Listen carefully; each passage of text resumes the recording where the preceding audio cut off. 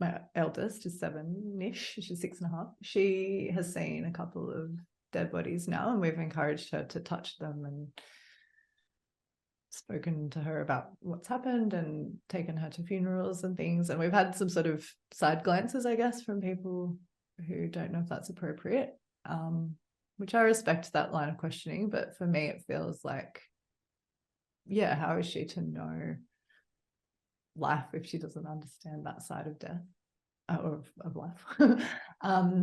And similarly, like, we have pets, and that's been a process of teaching her about caring for living things, but also about their demise.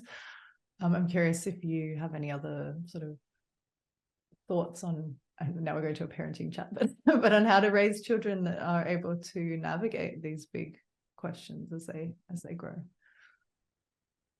Well, I think being able to navigate is not really the goal. Mm-hmm. Navigate still gives you a sense of some kind of personal mastery involved, or personal agency, all of that jazz, sovereignty, and so on. Mm-hmm. That's not what we're talking about here. Mm-hmm. That's not what death affords you.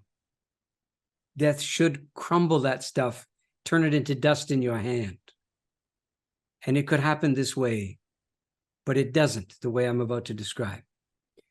Routinely, when I was in the death trade, I would be asked by a well-intended, and I mean that sincerely, a well-intended parent who would, and I'll play it out for you, went something like this. So do you think I should bring my son to the funeral home, graveside, or deathbed, or all three? And I would say, yeah, it's always a good thing to wonder about, but why wouldn't you? So you flip the question. Mm. So you turn it into, you don't automatically agree that it's a perilous proposition. You don't agree that it is. You turn it so that the person who's trying to exercise all the caution is responsible for the caution. They're not necessarily doing the right thing.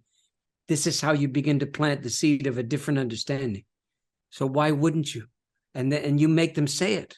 Mm. And they would say routinely things like this. Well, Grandpa looks pretty rough. Indeed, he does. That's absolutely true. But, and so? Mm.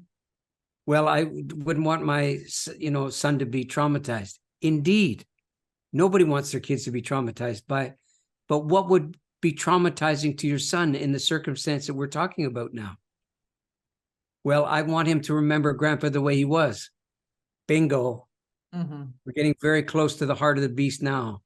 Mm. There's one authorized memory of Grandpa. And that's when he was up and at 'em, and he was playing with the kids in the backyard and rolling around in the grass with them. That's the Grandpa they get to remember, but not this guy with no teeth, drooling and incontinent in the bed. Nobody gets to remember that if they're young. I ask you, what kind of a sterilization of the memory do you think goes on when we craft memories that are uniformly easy to have? Mm. What do you suppose we're doing to kids by disabling them when it comes to the three-dimensionality of life? And so I propose to you this, the trauma, a heavily overused word today, mm-hmm. the trauma that this parent was mythically afraid of didn't come from exposure to Grandpa in the deathbed. It came from the fact that the kid was sitting there looking at Grandpa in the deathbed and then looking at the concerned parent and couldn't make the connection between the reality that was happening in the bed and the behavior of the parent. Mm. To the point where the child has to choose which reality he or she's going to align himself or herself with. What I know to be so in the deathbed, which includes my grandfather. That's not my grandfather. It's also my grandfather. Until I have to deal with this parental example, where they're disowning this one in the bed, clearly, for my sake. Mm. And you know what happens? Most kids choose the parent, not the almost dead person in the bed, not that reality, the parental reality about concern and hovering and trauma and, all of that purifying and protecting and, oh my God. So there's a cognitive dissonance for a 4-year-old or a 7-year-old. And that's where the trauma comes from, I'm telling you. And it's so easy to avoid that whole dramatic passion play of mistakes. How? By obeying the dying. That's how. Not the dying person, the process of dying. You respect it and you understand it to be as true of life as these flowers are, as true of life as your kids are, as true of life as a well-wrought day is, and everything else that we could mention.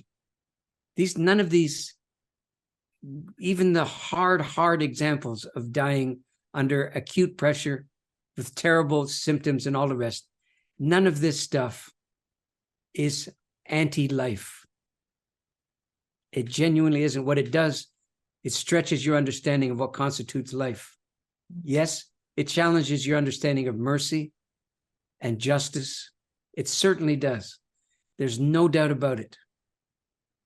I'm just saying maybe it's supposed to be challenged.